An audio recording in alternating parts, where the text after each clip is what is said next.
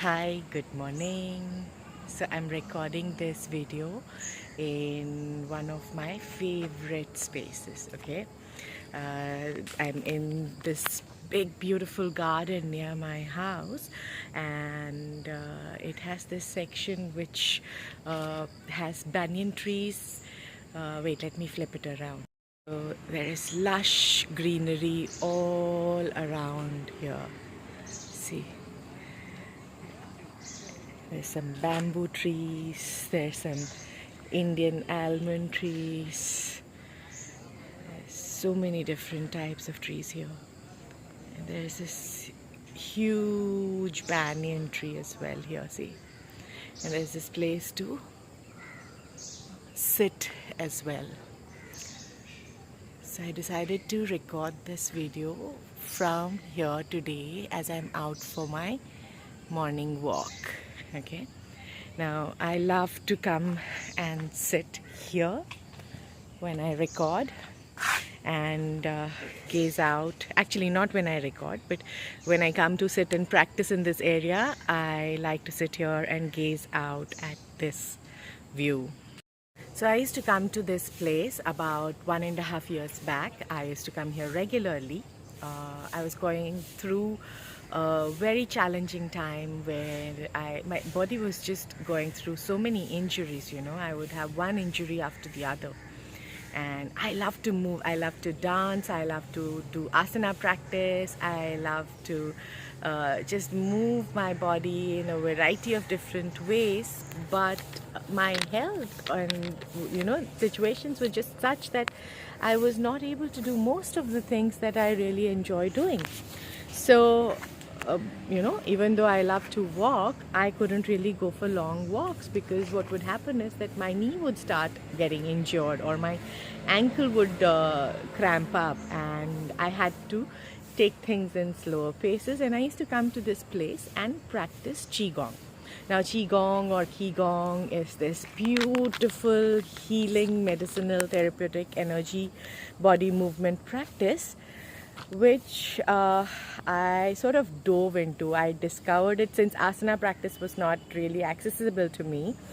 I decided to find a new way of moving, and I started working on building my familiarity and my Qigong practice, right? So familiarity with it as well as using it as a way to heal.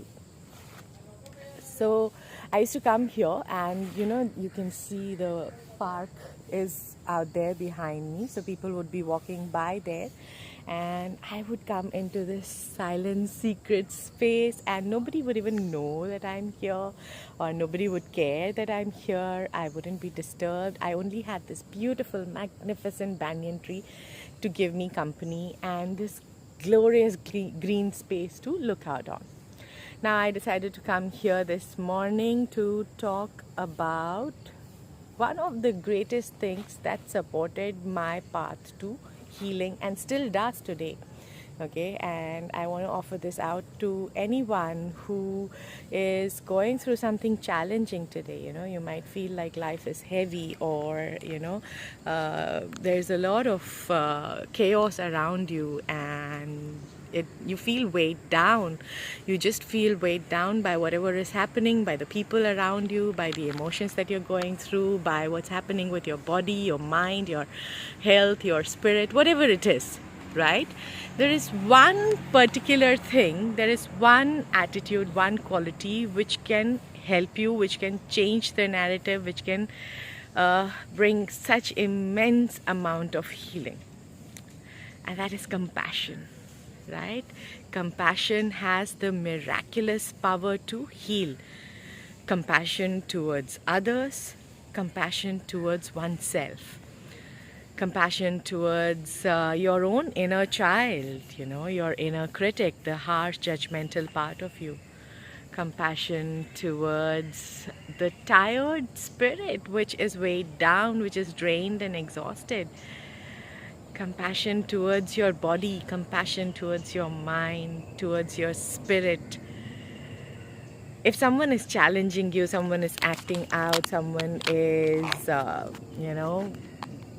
not being nice and they're being nasty. Maybe you can explore being compassionate towards them. What does it involve? Being compassionate requires us to delve into the root of what is causing a particular situation, right? So it requires us to cultivate intimacy. It requires patience. It requires non-judgmental acceptance. It requires being present, empathy, you know. And everybody deserves compassion. This world, people around you, the plants, the trees, the animals, the insects, everybody could use a little dose of compassion, right? When you offer that loving space, when you hold space for someone, when you offer and extend compassion, it just changes the energetic quality of the atmosphere. Okay, it's just this subtle energetic shift that happens when you practice compassion towards yourself, or you're trying to heal someone and you offer it to them. What happens is that it triggers it activates the parasympathetic system. It tells that body, it tells that spirit that it is okay to relax, it's okay to let go and not struggle, it's okay to recover, it's okay to heal. Compassion does not mean that it needs to be blind and that you give in to every unreasonable or illogical demand or,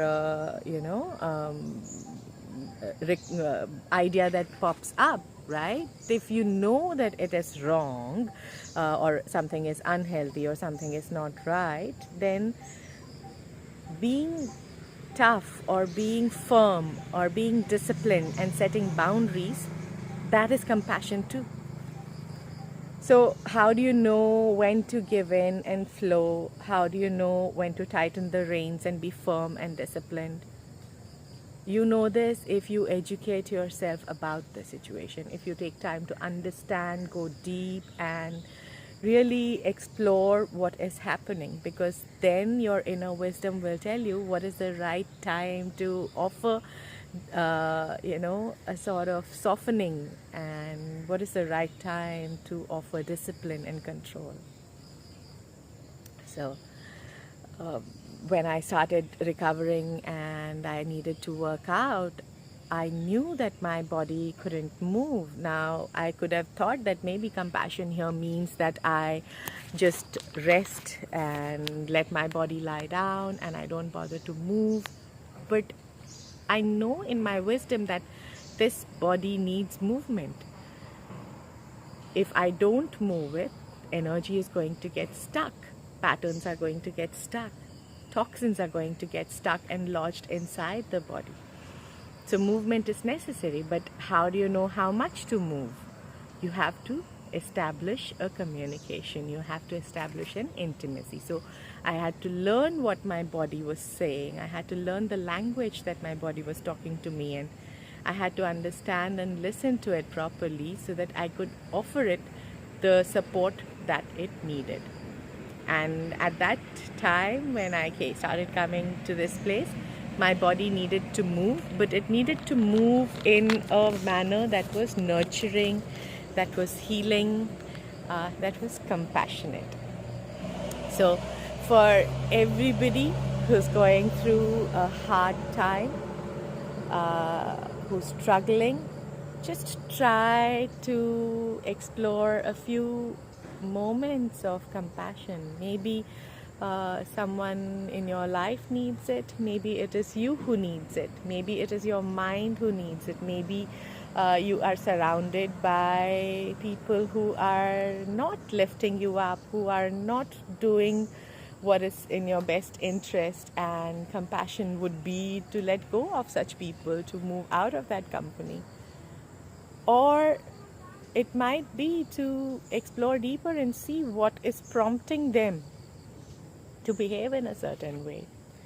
So any time that you're faced with something challenging and something that is triggering, take a pause, center yourself.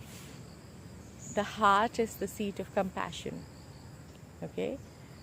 Tune into your heart, listen to the wisdom of the heart, and try and soften the way that you respond. Don't react, but respond, and respond with compassion. If your body is aching, if it's breaking down, don't be angry with it. Don't be irritated with that sore back. Don't be impatient with that migraine. Extend compassion to it. So I want to offer a mantra for universal peace. I want to offer out a mantra so that everybody in this world, every sentient living being in this world finds ease, finds peace, finds someone to offer them compassion. Please open your heart out and receive this from me as a token of my love and my prayers for you. Om Loka Samasta Sukhino Bhavantu. Loka Samasta Sukhino Bhavantu. Loka Samasta Sukhino Bhavantu. Om Shanti Shanti Shanti.